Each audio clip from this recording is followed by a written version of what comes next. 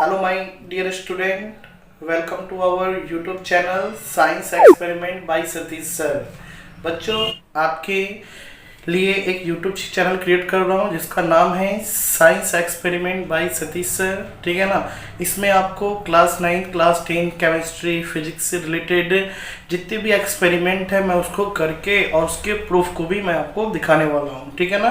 तो करना क्या है ना कि मैं जितना एक्सपेरिमेंट यहाँ करूँगा उसको आप घर पे भी कर सकते हैं इसी तरीके से, और मैं होममेड तरीके से, मतलब आपके पास जो पर्याप्त चीज़ है उससे भी आप उस एक्सपेरिमेंट को कर सकते हो। ठीक है ना।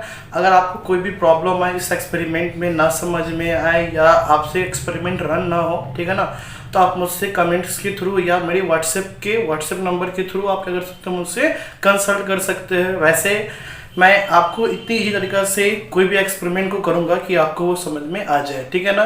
तो बहुत ही जल्द मैं आपके साथ एक एक्सपेरिमेंट लेके आने वाला हूँ। ठीक है ना। वो सबसे इजीली एक्सपेरिमेंट है जो आप अपने घर में कर सकते हो खुद से। ठीक है ना।